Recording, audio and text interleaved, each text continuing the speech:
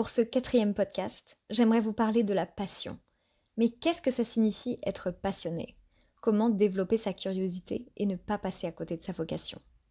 Comme vous le savez, je suis passionnée par les cétacés depuis que je suis petite.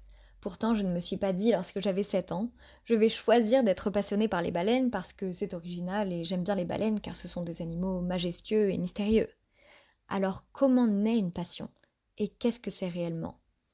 Une passion, c'est un intérêt particulier que l'on va porter à un sujet ou à un domaine précis, qui nous donne du plaisir et pour laquelle on pourrait passer des heures à approfondir un sujet. On peut très bien aimer les baleines sans pour autant vouloir passer une journée à scruter l'océan, dans l'espoir d'apercevoir un souffle à la surface de l'eau, ou à apprendre par cœur toutes les espèces de mysticètes qui existent et leurs caractéristiques de poids, de taille, de longévité. Quand j'étais petite, j'avais créé un classeur avec des fiches sur toutes les espèces de cétacés. J'apprenais tout par cœur. Je regardais les mêmes documentaires 20 fois d'affilée en mettant pause toutes les 10 secondes pour prendre des notes. Je pouvais passer 4 heures à dessiner pour reproduire à l'identique un squelette de dauphin ou de cachalot, sans oublier un seul petit os. Je faisais et je fais toujours la collection de toutes les figurines de mammifères marins qui existent. Et je ne me suis jamais lassée de faire des exposés là-dessus à ma classe. Souvent, lorsqu'on est passionné par quelque chose, on le sait.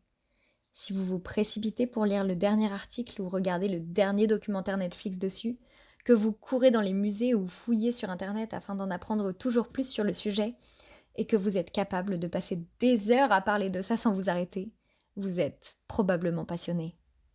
Enfin, la plupart du temps, lorsqu'on vous demande de vous présenter, vous n'omettez jamais de préciser votre passion, car elle vous définit et fait partie de votre identité. Une passion peut naître petit à petit ou s'avérer être une révélation dès le début. Pour moi, il m'a fallu une semaine pour réaliser que toute ma vie, j'aimerais les cétacés, et que je ne pourrais jamais m'en défaire. Parfois, on ne s'en rend pas toujours compte, et c'est en y réfléchissant un peu qu'on peut le réaliser. À votre tour désormais de réfléchir si vous n'avez pas une passion cachée dont vous n'auriez pas encore réalisé l'existence. D'autre part, ce n'est pas grave si vous n'êtes pas passionné. Vous pouvez tout à fait avoir plusieurs centres d'intérêt sans que ce soit des passions. On peut très bien être heureux sans être passionné. Il est sans aucun doute nécessaire de développer sa curiosité intellectuelle, car plus on apprend à connaître le monde qui nous entoure, mieux on est capable de discerner ce qui nous plaît ou pas, ce qu'on a envie de faire ou non. Éveiller sa curiosité est également essentiel au bien-être du cerveau. Cela permet de nous enrichir d'expériences pour mieux choisir, juger et vivre. Peut-être n'êtes-vous pas encore passionné par quelque chose, mais parce que vous n'avez tout simplement pas encore découvert votre passion.